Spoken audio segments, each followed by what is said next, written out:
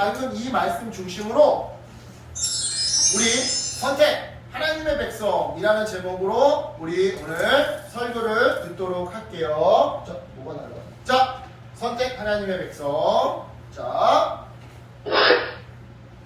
여러분, 우리는 매일 크고 작은 선택을 하며 살아가요. 자, 어떤 음식을 먹을지 선택을 하기도 하고 어떤 옷을 입을지 선택을 하기도 하죠. 또 물건을 살 때도 어떤 것을 살지 선택하곤 해요.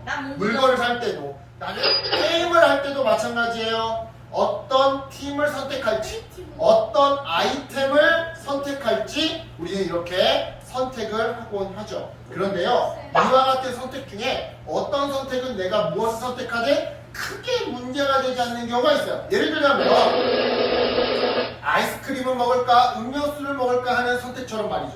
이건 크게 문제가 되지 않잖아. 내가 음료수를 먹고 싶었는데 어쩔 수 없이 아이스크림을 먹었어. 그렇다고 해서 막 진짜 내 인생이 크게 변화되는 건 아니잖아. 네. 하지만 여러분, 직업을 선택하는 것처럼 어떤 선택은요, 우리 인생을 송두리째 바꿔놓을 정도로 내가 무엇을 선택하느냐에 따라 큰 문제를 만드는 경우도 있는데요. 바로 이러한 이유 때문에 우리는 중요한 일을 선택할 때면 아주 신중하게 생각을 거듭거듭 해야 하는 거예요.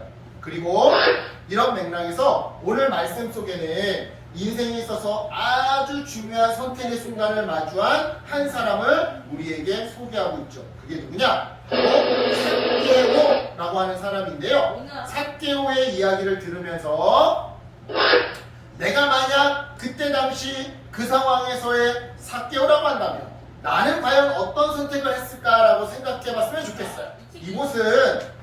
이곳은 세리장 삭개오가 살고 있는 여리고라고 하는 성이에요. 그렇다면 여러분, 삭개오라는 이름의 뜻은 뭘까요? 청결한 사람, 의로운 사람이라는 뜻이에요. 하지만 이런 이름 뜻과는 정말 다르게 삭개오는 정말 의롭지 못한 삶을 살고 있었죠. 왜냐? 이스라엘 백성에게 세금을 거두는 세리 일을 하고 있었기 때문인데요. 그렇다면 여러분, 세금을 거두는 일은 왜 그 당시에 의롭지 못한 일이었느냐? 자, 당시에 로마의 지배를 받고 있던 이스라엘, 마치 우리나라가 옛날에 일본의 식민 통치를 당했던 것처럼 당시에 이스라엘은 로마의 식민 통치를 당하고 있었는데요. 일정한 양의 세금을 이 이스라엘 사람들은 로마에게 바쳐야만 했어요. 그리고 그 일을 삭개오와 같은 세리들이 맡아서 했던 거죠. 그러니까 이스라엘 사람들 입장에서는 이 삭개오와 같은 세리가 어떤 사람들이야? 나라를 로마에 팔아먹은 앞잡이 같은 스타일인 거야. 왜? 누구를 위해서 일하니까? 로마를 위해서 일하니까.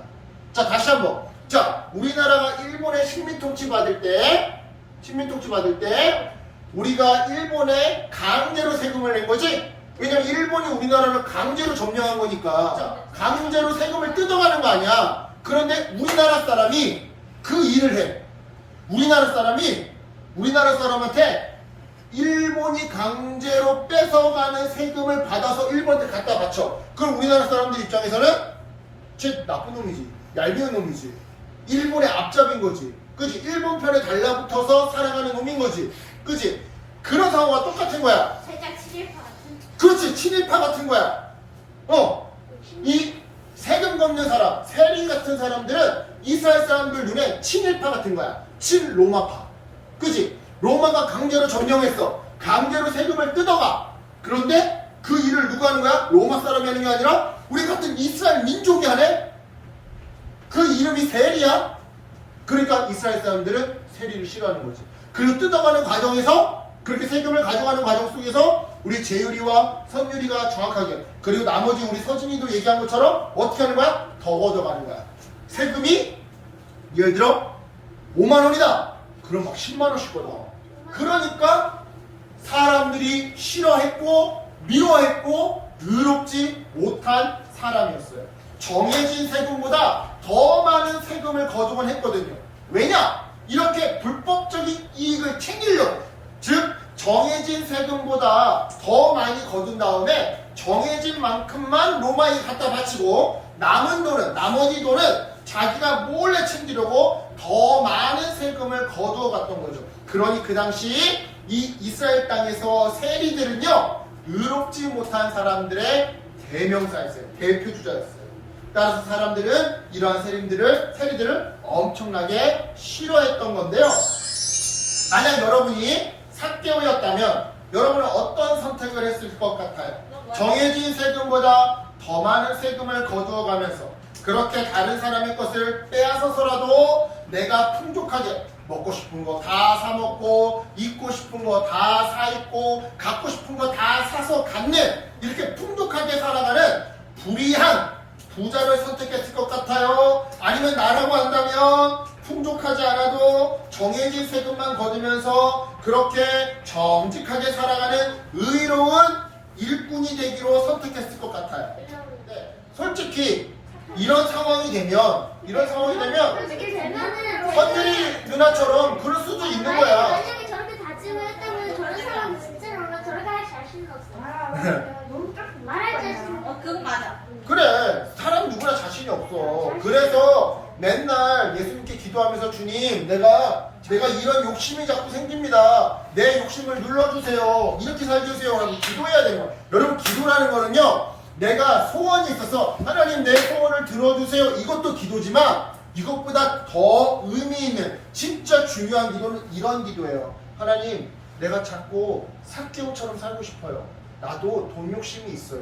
돈이 있으면 내가 갖고 싶은 거 마음대로 살 수 있는걸요? 근데 그게 옳지 않으니까, 불의한 거니까, 옳지 않은 거니까 이런 내 마음의 욕심을 주님 눌러주시고 이렇게 살 수 있도록 용기와 마음을 주세요. 지혜를 주세요. 이게 기도의 진짜 중요한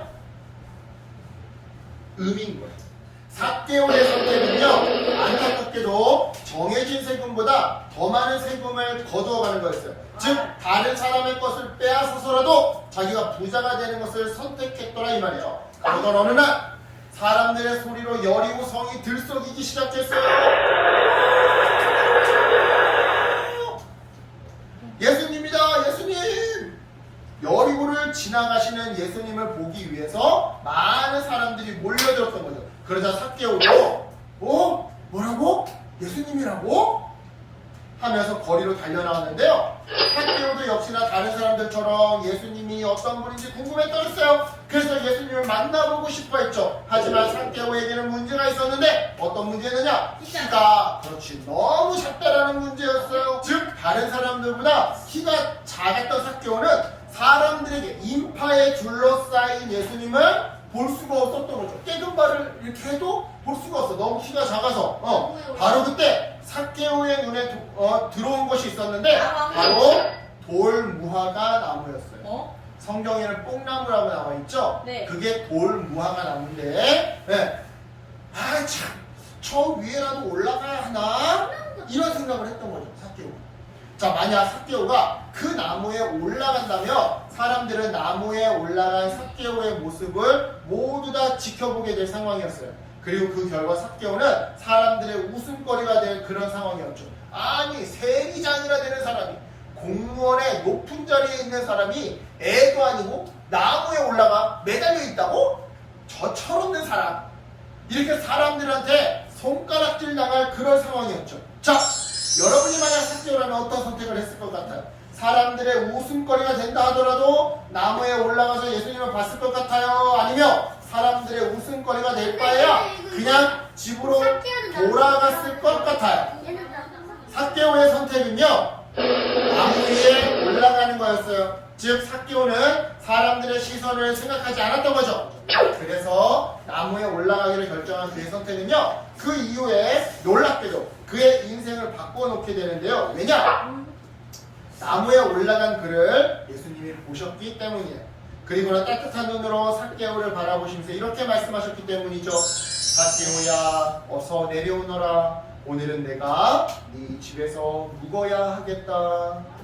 예수님의 부르심에 삭개오는 주저하지 않고 즉시 나무에서 내려왔어요. 그리고는 예수님을 자기의 집으로 모시고 들어왔죠. 바로 이 대목에서 우리 삭개오의 마음을 한번 추측해 봅시다. 자, 추측해보자고 해서 아직 아무 말 안 했어. 자, 의롭지 않다고 로마의 아짭이라고 죄인이라고 사람들에게 손가락질 당하던 자기의 집에 예수님이 찾아오셨어요. 그러니 삭개오 입장에서는 예수님의 방문이 얼마나 감격스러웠겠어요. 그죠? 하지만 사람들의 생각은 달랐어요. 놀라는 눈빛으로 이 상황을 바라보면서 이렇게 생각했죠. 뭐? 예수님이 삭개오의 집에 가신다고? 죄인 삭개오의 집에 말이야?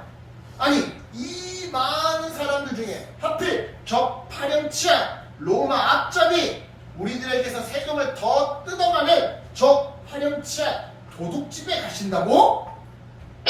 자, 이 상황에서 삭개오는 또 한 번 선택을 해야만 했어요. 정해진 것 이상의 세금을 걷던 이전의 삶에 대해서 예수님께 용서를 구하고 이제는 정해진 것만 거둘 것인가? 아니면 이전처럼 계속 자기 욕심을 위해 정해진 것 이상의 세금을 거둘 것인가?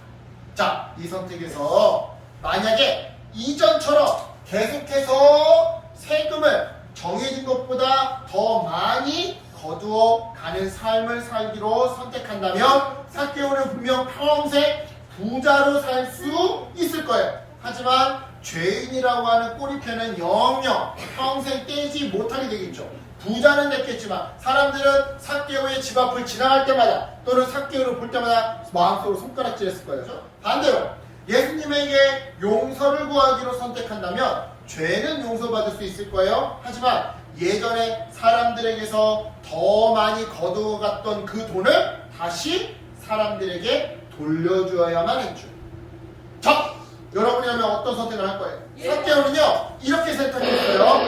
예수님, 제가 가진 모든 재산의 절반을 가난한 사람들에게 나누어 주겠습니다. 그리고 제가 누군가에게서 강제로 빼앗은 것이 있다고 한다면 내를 받겠습니다. 여러분, 삭개오의 이 선택은요 여태까지 자기가 재산을 모아왔던 방식이 불법이었음을, 잘못되었음을, 즉 자신이 그동안 도둑처럼 살아왔음을 사람들 앞에서 공개적으로 인정하는 일이었어요. 또한 잘못된 방법으로 모았던 재산을 사람들에게 되돌려주겠다고 했으니까 금전적으로 엄청난 어마무시한 손해를 감수하는 그러한 일이었죠. 하지만 삭개오에 있어서는 체면도 손해도 더 이상 중요한 게 아니었어요. 왜요? 그것들보다 더 중요한, 체면보다 중요하고 돈보다도 중요한 예수님을 만났고 또 그처럼 중요한 예수님이 자기를 불러주셨기 때문이죠. 이러한 삭개오의 결단에 예수님은 이렇게 말씀하셨어요. 오늘 구원이 이 집에 이르렀으니 이 사람도 아브라함의 자손이다. 인자는, 예수님은 잃어버린 자를, 즉 죄인들을 찾아 구원하러 왔다. 그래요. 사람들은 삭개오를 향해 죄인이라고 손가락질했지만 예수님에게서 삭개오는요 잃어버린 양, 잃어버린 사람, 따라서 찾아서 구원해야 하는 사람이었어요. 구원해줘야 되는 사람이었어요.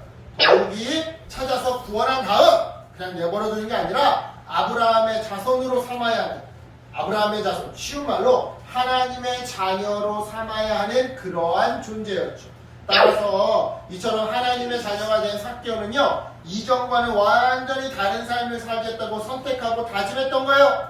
즉 더 이상 남의 것을 빼앗는 그런 나쁜 인생이 아닌 하나님의 자녀답게 자기의 것을 나누어주는 인생을 살겠다고, 자기의 안 쓰는 물건도 나눠줄 줄 알고 용돈을 모아서, 용돈이 작지만 그 용돈을 모아서 누군가를 도와줄 줄도 알고 헌금도 빼먹지 않고 때로는 가끔씩 모아놓던 돈으로 1년에 한두 번씩 가난한 친구들, 장애가 있는 친구들한테 기부할 줄도 아는 그러한 나누어주는 인생을 살겠다고 선택했던 거죠.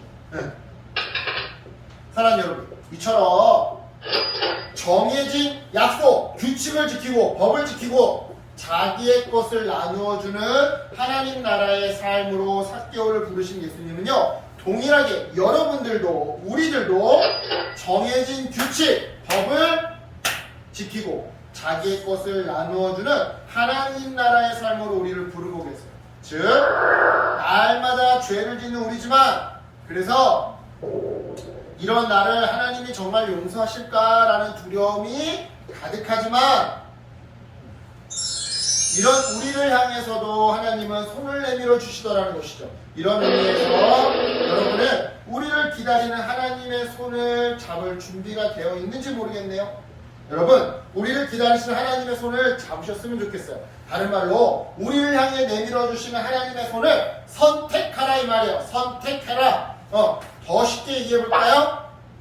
선생님이나 목사님이나 부모님처럼 어른들의 말을 잘 듣고 어른들의 통제를 잘 따르고 그리고 자기의 것을 나눠주는 삶을 선택하세요. 옆 친구가 배고파해. 근데 나한테 삼각김밥이 하나 있어. 그러면 그거 나 혼자 다 먹지 말고 반 갈라서 옆에 사람들과 나눠 먹을 줄 아는 사람. 내 용돈이 너무 적어. 그렇지만 동생이 꼭 뭔가 필요한 게 있는데 돈이 없어서 못 산다고 한다면 동생들이나 형이나 언니 오빠한테 자기의 용돈을 나눠줄 줄도 아는 사람. 나눠줄 줄 아는 사람. 자, 이러한 삶을 여러분 선택해야 돼요. 그래서 여러분을 통해 여러분의 학교와 가정에 하나님 나라가 더욱 임하고 확장되기를 예수님의 이름으로 축복합니다. 아멘. 기도할게요. 하나님 감사합니다.